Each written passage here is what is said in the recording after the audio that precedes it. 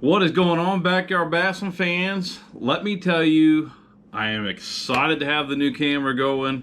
Finally get to do some videoing again. It has been a struggle the last week or two with no camera, haven't had anything going on. But just to get introduced into tonight's video, first of all, I want to kind of introduce these guys here. This is Bass.USA at Instagram. I'll put their link down in the description. They are a little bit of a sponsor of the show now. So if you guys want a little bit of some shirts, they got a little bit of apparel, some stickers. You notice up here, got one of their stickers up there. I'm gonna see if I can get a little bit different one that'll show up on that background a little bit better from them. But as far as right now, kind of want to give them guys a little bit of a shout out. So if you could just go check them out, let me know what you think. On to today's video, we are actually gonna do a easy Texas rig. A couple weeks ago we had, I think it was on a live stream, I don't remember who exactly said it or who was talking about it, but they were talking about having to tie so many knots for a Carolina rig to where they weren't comfortable with throwing it. And I said, hey, let's talk about this. I've got a way that you can do it with one knot and not have to worry about it, and it works very, very well. And I'm gonna run you guys through that and show you how to do it. All right, guys, so first off, let's go over what you're gonna need. So first you're gonna need some bobber stops. Just your regular weight. You can use lead, you can use tungsten, whatever you wanna use, brass, it doesn't matter. Just whatever your preference is. I picked a lead weight just because it's a little bit bigger in size, it'd be a little bit easier to see.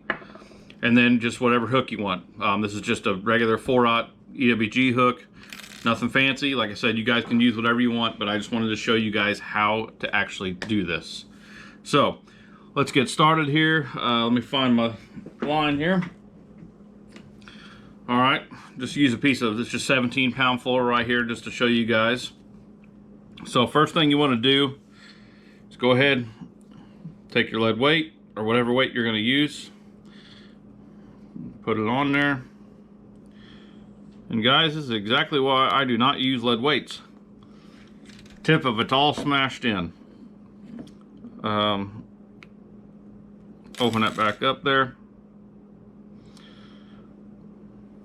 I would say if you can afford tungsten weights, I would definitely go tungsten weights when you're Carolina rigging, because you're going to be constantly down on the bottom and rocks and everything else and banging that.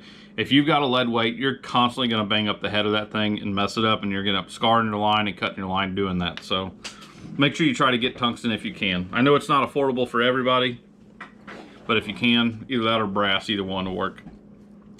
All right, so got your weight on there. Now we're going to take not just one, but we're actually going to do 2 of the bobber stops, and I'll explain why here in just a second. All right, so got them bobber stops on there. We're just going to slide them up the line. Then you're going to take your hook. Now you can tie whatever knot you want. You want to do the polymer knot or whatever knot of your choice is perfectly fine, just on your normal hook that you would normally tie. So anything is fine. Anything will work. I'll just tie mine real quick here. Get through here. All right.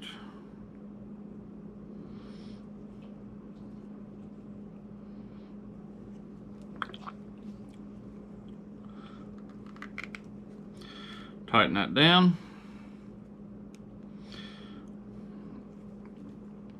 Take off any excess there. All right, now guys, this is what I want to show you. We got one knot here.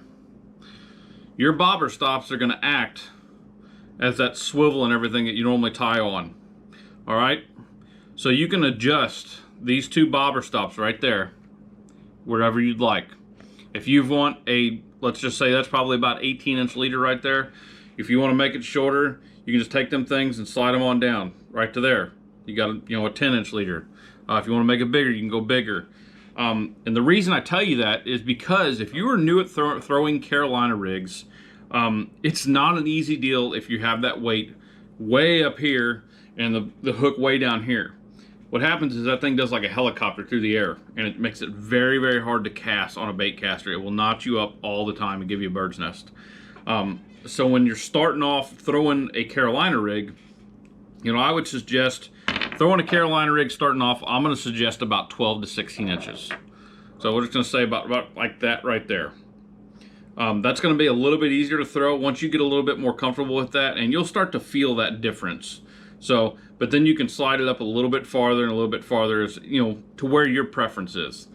The difference between this and the traditional Carolina rig, when you have a Carolina rig, and one reason I do this in particular is a Carolina rig, you're tied up all right here to that swivel and that weight and everything else.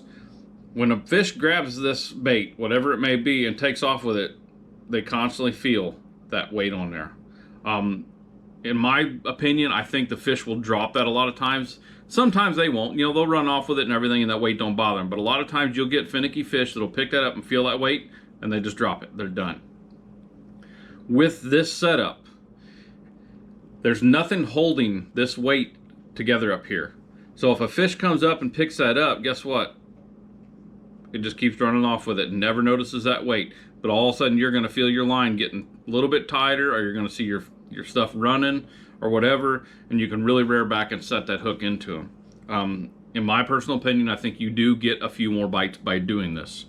Like I said, one, it's adjustable. Two, the fish aren't going to pick up that weight nearly as often and feel it. Three, you know, it's a whole lot easier for guys to do this and just tie one knot down that they're already used to tying. You don't have to go through 3 different knots, you know, tying the top of your swivel down to the bottom and your weight and everything else, and then all the way down at the hook. All your confidence is all still in that one single knot at your hook. So if you guys have any other questions, make sure you leave them down in the comments. Like I said before, if you guys are enjoying the content on this channel, make sure you hit that subscribe button. If you could, go over there and push that notification bell so you get notified when I put out more videos. I did announce on the live stream last night that we will be doing 2 videos a week. We are going to go to a Wednesday and Sunday schedule for right now to kind of see how that works out. We will still continue to do the Monday night live streams at 7 o'clock. So if you haven't seen those, definitely go over there and check them out. I actually have another guy that does them with me a lot. We have a lot of knowledge between the two of us and doing stuff like that, and we enjoy you guys chiming in and giving us your opinions and everything else. And there's always stuff that we can learn from you guys, and you guys can learn from us. So we appreciate you guys tuning in. Like I said, if you haven't checked these guys out, I'll leave them linked down below. Go check out their shirts, you know, show them a little bit of love, and we'll see you guys again on Sunday. Thanks.